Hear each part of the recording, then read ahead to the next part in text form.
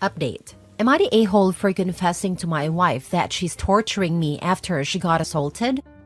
Original post. I'm 25 male, been married to my wife, 26 female for 4 years. We've been dating since we were teens. We are childhood friends. At this point, we are together for like a decade. This all started a month ago. I went on to my company trip. My boss urged me to attend a trip because it will help me learn more, and it's a golden opportunity for me. So I told my wife and she said yes, I should go. It's just for a week.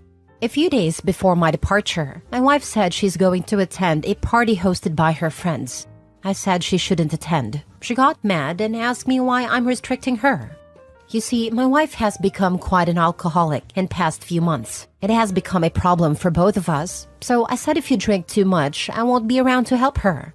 She kept saying she will be fine, but I was adamant. And finally, she said she won't attend and I trusted her. I went with my boss and after 3 days, my wife called me.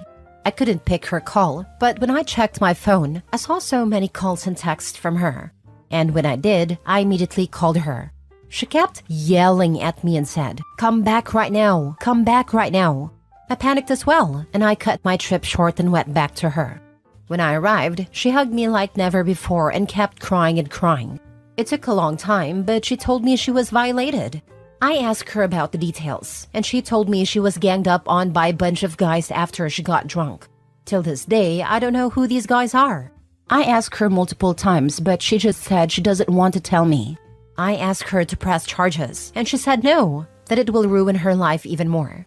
This is going on for a month now, but a week ago she went full on crazy mode. She's basically glued to me. Even during shower or bathroom, I see her everywhere. She went as far as locked our house from the inside. I talked to my boss and explained, and he gave me some time to fix it all. Yesterday, I told her she's going too far. She had locked me and herself in our bedroom and didn't let me go anywhere. When I asked her why she is doing this, she said she's scared that I will abandon her. She hugs me so tight even I feel uncomfortable. And when I had enough, I said that she's torturing me. "You don't tell me anything. I'm trying to help you, but you don't care." After I said this, she's crying nonstop. And if this goes on, it's going to cost me my job. I won't even be able to feed myself. Forget about feeding her. But the way she is, I think I went too far. Did I say something I shouldn't have? I don't understand anything at this point. Now for the top comments before reading the update. This is way above our pay grade. You calling the local assault hotline would get you in touch with resources that should be applied to both you and your wife. And it wouldn't require reporting it to authorities. You can't fix this yourselves. The dude needs to get that poor woman to a doctor and a therapist pronto. From the recent onset of her alcohol issues, this incident is just the latest. I agree, she is drinking out of nowhere for a reason. I think there is something more than what just happened on his trip. The fact that she won't tell him who is also concerning. She was at a friend's house. I hope it wasn't any of the husbands. You both need counseling. Badly. You need to be prepared for any details that come out. No police, no reports. I don't want to tell you who did it. It doesn't sound good. You think it was family members? Or some people powerful in town / related to the police? Maybe mutual friends are his. It can be anything. Have you talked to a single person who was at a party? Because I'm sorry, but a lot of this doesn't make sense. She was at her friend's house. She got banged on, and not one of her friends had reached out or said anything? Was more likely a gang rape at a party or cheating at a party. Surprised this doesn't have more upvotes. She cheated on bro and is spiraling with the guilt. The not wanting to report it, to not saying who it was, etc. is all just covering for the "if I call the cops, they'll say it was consensual and my husband will know I cheated." Now for the update 3 weeks later. I posted my situation last month, and if anyone just wants the LDR, when I went on a trip, she went to a party where she got drunk and she had alcohol problem. I urged her to not go because I won't be there to take care of her, but she called me controlling and went anyway. And while I was on my trip, she called me back urgently and told me she got violated by a bunch of guys. So I'm posting again because I want advice. It turns out the party host was a guy she was having an affair with for the past 5 months. She revealed this all information in our couples counseling. She's undergoing individual counseling, psychology treatment for her trauma, and treatment for her severe alcohol problem. What she said in counseling was that she met a guy at a bar and she was lured by his charm, and they would make out and do other things. But when she went to his party, he invited a bunch of guys she never saw, and they did things to her. I don't want to speak about it or explain. And what she told me without a counselor is that she's coming clean and doesn't want anything to do with him or anyone. She realized that all other men just wants to exploit her vulnerability, and I'm the only man that truly cares for her, and she would never ever look at any other man, only me. We had a family meeting where my parents and siblings and hers came over at my house, and they said that my wife made a mistake and is going through a very tough time. She has changed and learned from her mistake, and I am a great man for taking care of my wife, and I should never think about divorce. I was thinking about divorce, and I only shared this with my colleague who has become my best friend over time.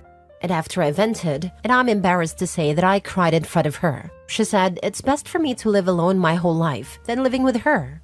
I ask strangers here for advice, like what should I do? Should I accept her because she changed her ways and take care of her, or just divorce and move on? She was having an affair for 5 months. She did not willingly tell you due to guilt or anything. She had to come clean because something awful happened. Otherwise, you still probably wouldn't know she was cheating. Doesn't seem like she cares about you much, except for what you can do for her. She obviously makes bad decisions, but luckily she has a supportive family. Let them take the lead here while you gently back out.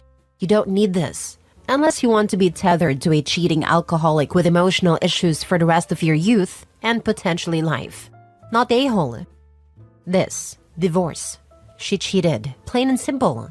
If there was no cheating and a bad situation still happened to her, that would be an entirely different story. But that's not what happened. It is horrible something terrible happened to her, but that doesn't dissolve the cheating. Her mental and emotional health does not trump yours. Why should you stay with somebody who doesn't respect you? She changed her ways? No. Pretty clearly not, since she has recruited both sides of the family to help with manipulating him to stay with her. That's so bad it's scary. I would leave her and take at least a long break from all of them.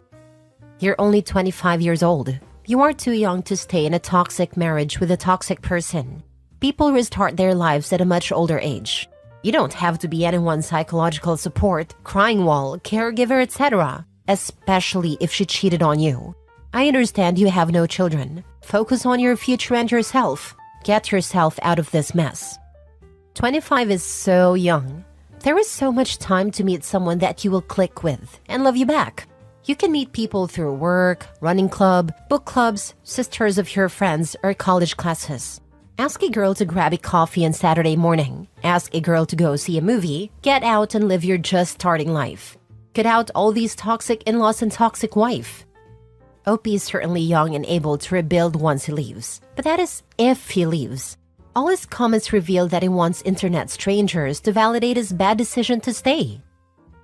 Last story. Am I the a-hole for refusing to fully support my wife financially? Original post. I, 50 male, and my wife, 43 female, have been together for 7 years, married for 18 months. No kids on either side. Our relationship has generally gone well. We're physically compatible and enjoy each other's company. Honestly, the conversation is not super deep. We mostly have general positive but surface-level interactions.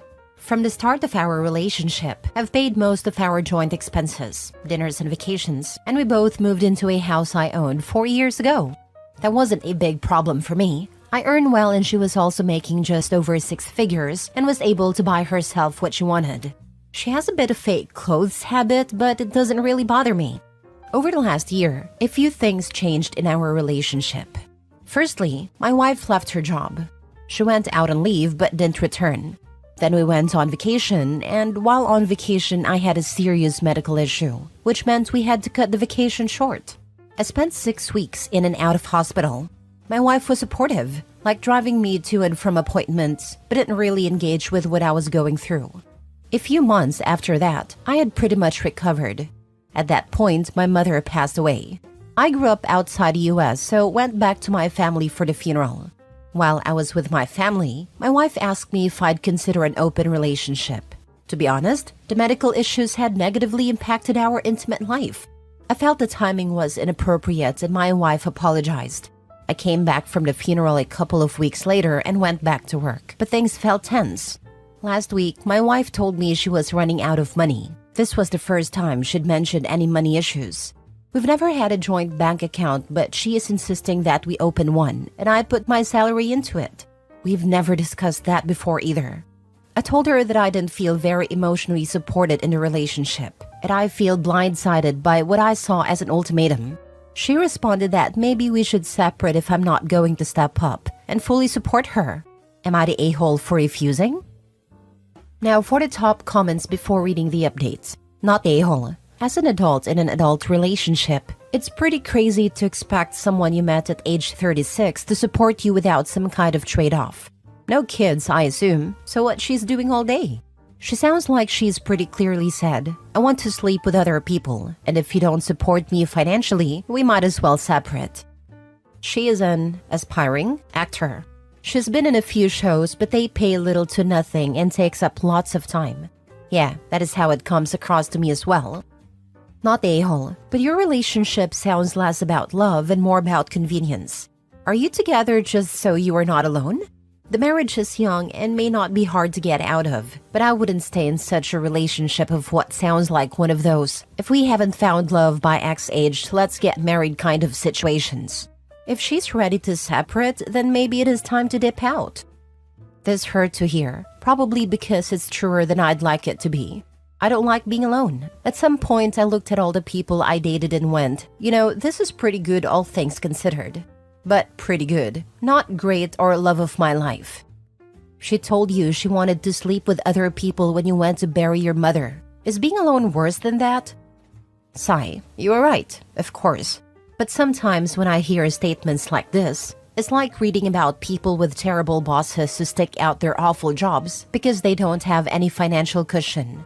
2 weeks without a paycheck and they're halfway to homeless.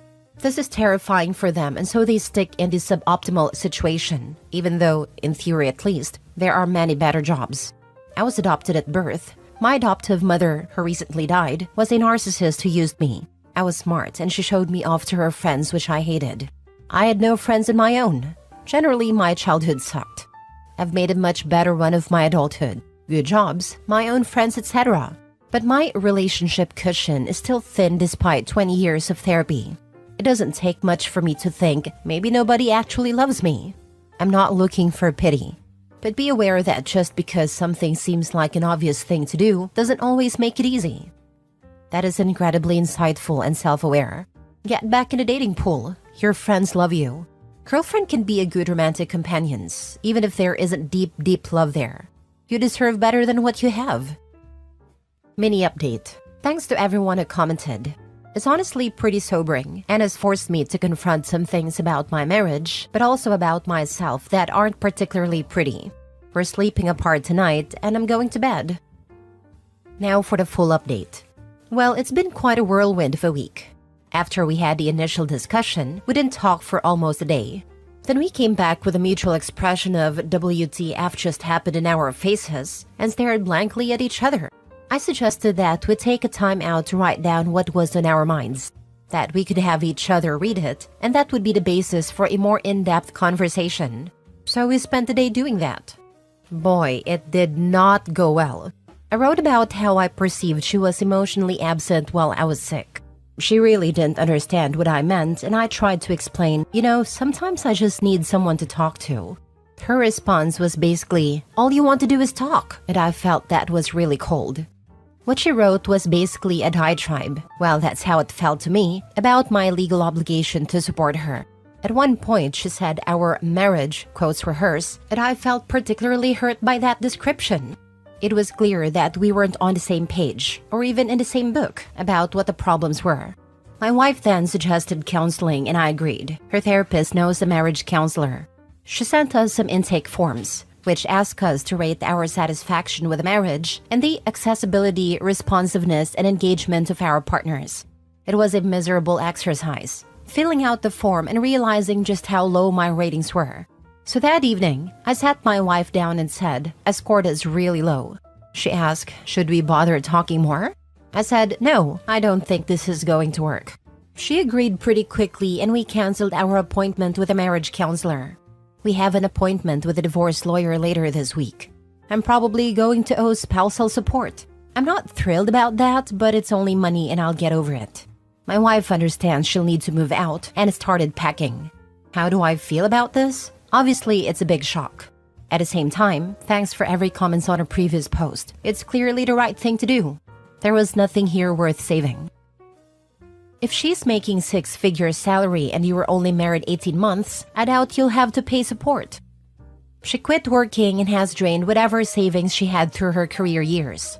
I bet she either has a gambling issue or already has another sucker in the hook. She can get another job. I agree, but still could lead to the judge taking her side rather than his. My understanding is that this is just a calculator. The past year's income and expenses from both parties are plugged in and out comes a number. This is for temporary spousal support at least. I don't think there will be long-term support due to the marriage being short. For the spousal support, maybe the fact that she decided to quit her job could have an impact on the amount of support you owe. Yeah, plus it's not like it has been years since she left the job. I'm sure with a little effort, she could get a similar job in the field. Her resume is not stale. From what I understand, spousal support is based on the past year of marriage, when she wasn't working. Yay. It is half the length of the marriage. So it's not forever, but it doesn't matter why she quit her job. It's strict community property where I live. Get your own lawyer. How long has she been out of work? She left her job at her own volition, and if she hadn't been out that long, you will not owe support with a half-decent lawyer. I find spousal support to be such an interesting concept. It doesn't exist in my country, and I admittedly know little of the concept. But I think it probably should be applicable where someone has, say, stayed home with the children so that the other could earn a living, and so has missed out on a career and would likely struggle, which could keep people with no career prospects in bad situations. If me and my partner split, he would be much worse off than me because he's worked part-time jobs to cover childcare whilst I studied and worked. I think it's fair that he shouldn't be left high and dry after his sacrifices for our family, even if we don't work out. But when you've got access to a high-paying job like OP's wife and have no children or reason not to work, I find it really baffling.